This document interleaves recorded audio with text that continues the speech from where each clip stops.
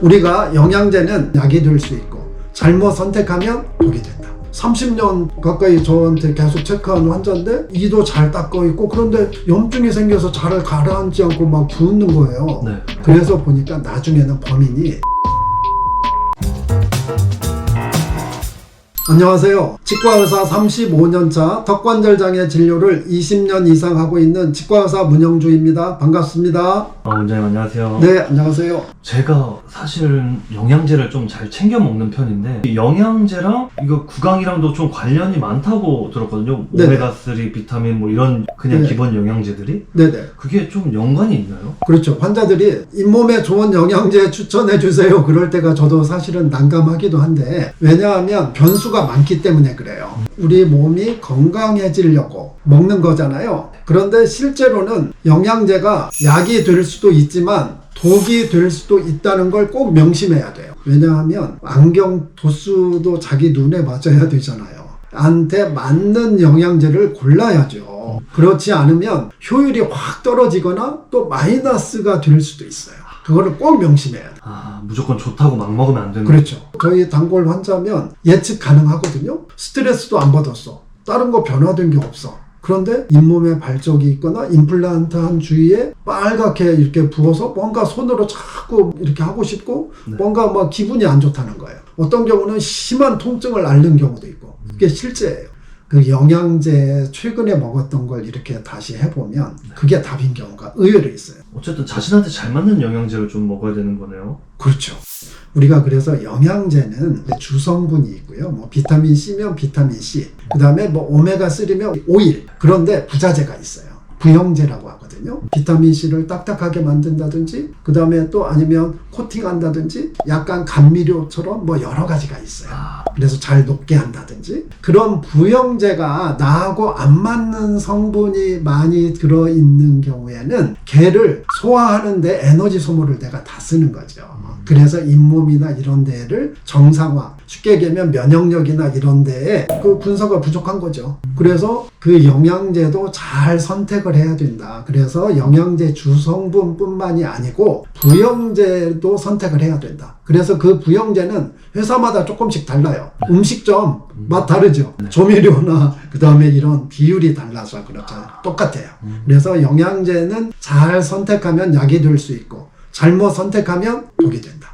그럼 자신한테 잘 맞는 영양제는 네. 어떻게 찾을 수 있을까요?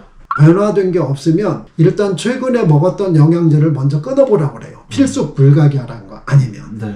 영양제를 여러 가지를 한꺼번에 다 사서 막 이렇게 먹지 말고 하나씩 하나 먹어서 한 2주 4주 먹어보고 컨디션도 좋네, 아니면 뭐 내가 속도 쓰리지 않네, 긴가민가 해, 그러면 이거는 세모일 수도 있고 하나씩 먹어봐서 이거 괜찮네, 그러면 이제 그 다음 건강기능식품이나 이런 걸로 가서 그걸 또 먹어보는 거죠. 그래서 먹어봤는데 이게 별로야, 그 다음에 속도 쓰리고 뭔가 이 컨디션도 그래, 그러면 그게 안 맞는 거죠. 다른 회사로 또 골라보든지. 이게 시행착오를 겪는 수밖에 없어요. 유능한 전문가한테 가서 그 감으로 이 사람한테 어떤 게 잘 안 맞을 수 있으니 이런 거를 선택한다. 중요하죠. 이유 없는 구강 통증의 원인은 영양제일 수도 있지만 모든 영양제가 나쁜 건 아니니 잘 찾아 먹어야 된다, 이런. 그렇죠. 근데 의외로 요새는 영양제 많이 드세요. 10년 전에는 잘 못 느꼈었는데 요새는 그런 환자들이 종종 있어요. 예를 들면 30년 가까이 저한테 계속 체크하는 환자인데 이도 잘 닦고 있고 그런데 염증이 생겨서 잘 가라앉지 않고 막 붓는 거예요. 네.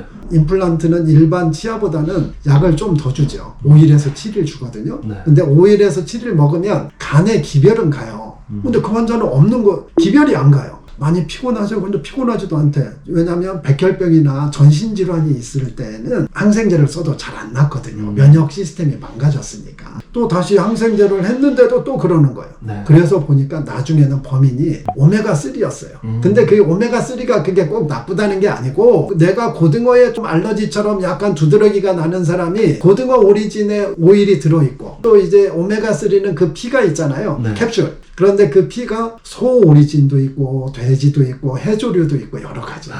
잘 안 맞았을 때는 몸에 영향을 많이 주더라. 생각보다. 우리가 영양제는 그러면 왜 그렇게 먹었을 때 그런 문제가 생길까? 그러면 우리 몸에는 모든 대사에는 효소가 관여를 해요. 네. 우리 몸에서 생성되는 효소도 있고 또 식품에서 이렇게 얻는 효소도 있어요. 그래서 그 사람의 한정돼 있어요. 그 효소의 양은 부영제나 이런 게 안 맞는 건강기능식품이나 그 다음에 영양제를 먹었을 때 그 효소가 개를 이렇게 대사하는데 많이 써버리니까 그 효소량이 부족하면 우리 몸에 정상화되는 면역력의 시스템은 아무래도 낮아지게 돼 있어요. 제일 중요한 게 영양제도 가려 먹자.